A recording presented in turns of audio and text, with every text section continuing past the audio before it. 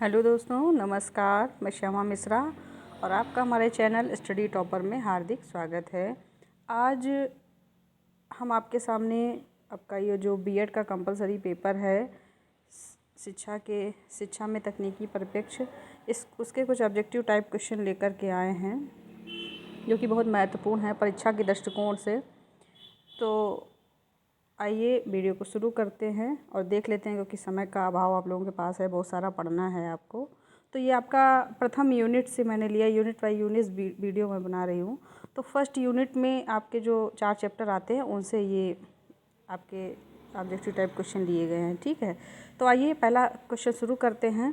पहला क्वेश्चन है, शिक्षा तकनीकी से तात्पर्य होता है। शिक्षा तकनीकी से तात्पर्य होता है मशीनों का उपयोग, दृश्य सामग्री का उपयोग, कला तथा विज्ञान में मध्यस्थता, इनमें से कोई नहीं। तो राइट आंसर आपका सी है, कला तथा विज्ञान में मध्यस्थता, ठीक है। शैक्षिक तकनीकी कला और विज्ञान दोनों के बीच में सामंजस्य स्थापित करती है। अगला देखिए, शिक्षा तकनीकी का मुख्य रूप है। शिक्षा तकनीकी का मुख्य रूप है अभिक्रमित अनुदेशन, शिक्षण तकनीकी, व्यवहार तकनीकी और ये सभी। यानी अगर क्वेश्चन इस तरीके से भी पूछा जाता है कि शिक्षा तकनीकी के और किन नामों से जाना जाता है या व्यवहार तकनीकी को क्या कहते हैं, तो ये शैक्षिक तकनीकी के अंतर्गत आएगा। तो ये राइट आंसर होगा डी, ये सभी।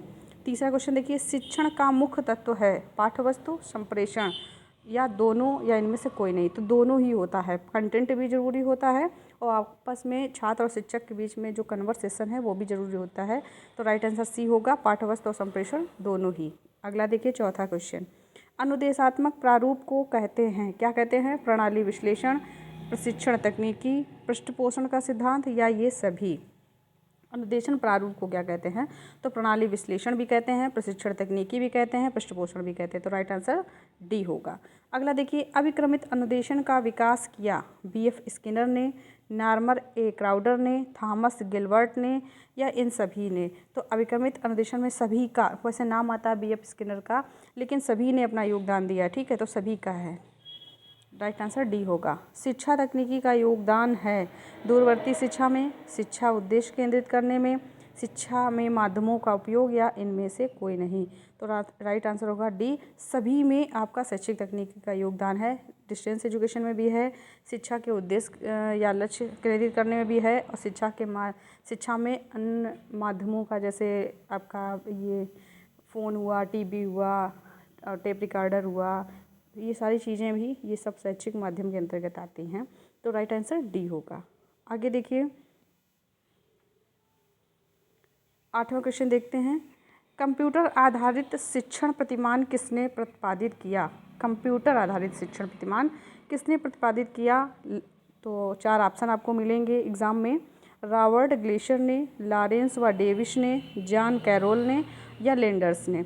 तो ये इसमें राइट आंसर होगा बी, लॉरेंस व डेविस ने, ठीक है। अगला देखिए 9वां क्वेश्चन है, शैक्षिक तकनीकी का सर्वप्रथम उपयोग किसने किया? ए है अलेक्जेंडर ने, बी है जे.एस. रॉस ने, सी है ब्राइमर ने और डी है के मैकनॉन ने, ठीक है। तो इसमें राइट आंसर होगा सी।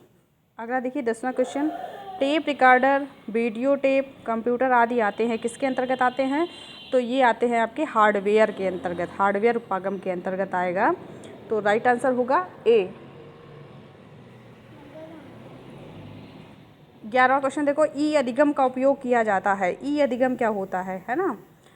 तो ऑनलाइन शिक्षा में, दूरवर्ती शिक्षा मुक्त शिक्षा में या दूरवर्ती अधिगम व शिक्षण में। तो इसमें राइट आंसर होगा डी, सभी में। ऑनलाइन में भी होता है, दूरवर्ती में भी होता है, ठीक है, सभी में होता है। आपका राइट आंसर डी होगा। अगला, ई अधिगम का साधन है। ई अधिगम कैसे संचालित होता है? तो ए है नेटवर्क, बी है इंटरनेट प्रणाली व मोबाइल, सी है संचार माध्यम और डी है ये सभी। तो इसी सभी है, नेटवर्क भी चाहिए, मोबाइल भी चाहिए, इंटरनेट भी चाहिए, संचार माध्यम चाहिए, सभी कुछ चाहिए। तो राइट आंसर डी होगा। अगला देखिए, ई अधिगम की प्रक्रिया में प्रयुक्त करते हैं शिक्षा तकनीकी, यानी ई अधिगम की जो प्रक्रिया होती है उसमें हम क्या प्रयुक्त करते हैं? शिक्षा तकनीकी, ए ऑप्शन, बी है शिक्षण शास्त्र। तो दोनों ही होगा, तकनीकी का भी यूज़ करेंगे और शिक्षण की जो पद्धतियाँ हैं, जो सिद्धांत हैं, उनका भी यूज़ करते हैं। तो राइट आंसर सी होगा, दोनों। अगला देखिए, ई अधिगम के मूल्यांकन में महत्व दिया जाता है किसको? अध्ययन कौशल को, लिखने के कौशल को, बोलने के कौशल को। तो राइट आंसर होगा डी, सभी आते हैं उसमें, पढ़ना भी आता है, लिखना भी आता है और बोलना भी आता है। ठीक है, अगला देखिए, ई अधिगम की विशेषता है। ई अधिगम की क्या विशेषता है? इसमें लचीलापन होता है, यह मितव्ययी होती है यानी अधिक खर्चीली होती है, मुक्त परिस्थिति या ये सभी। तो ये इसकी सारी व्यवस्थाएं हैं। ई अधिगम देखो थोड़ा सा खर्चीला तो हो ही जाता है ना, और मुक्त भी होता है क्योंकि इसमें कोई समय का बाउंडेशन नहीं, आप कहीं भी बैठ कर के पढ़ सकते हो, कभी भी पढ़ सकते हो। अगला देखिए, ई अधिगम का माध्यम है, किसके माध्यम से ई अधिगम संचालित होता है? टंकन माध्यम, संचार माध्यम, श्रवदृश्य माध्यम या सभी। तो राइट आंसर डी होगा, सभी इसके माध्यम हैं। ई अधिगम में शिक्षण शास्त्र का प्रयोग करते हैं पाठ्यवस्तु के स्वरूप के रूप में, पाठ्यवस्तु की गहनता के रूप में, शिक्षण आयाम के रूप में या सभी। तो राइट आंसर डी होगा। अगला देखिए, ई अधिगम का उपयोग किया जाता है स्थानीय समुदाय द्वारा, भूमंडलीय समुदाय द्वारा, जीवन पर्यंत अधिगम में या सभी में। तो राइट आंसर डी होगा, ये सभी।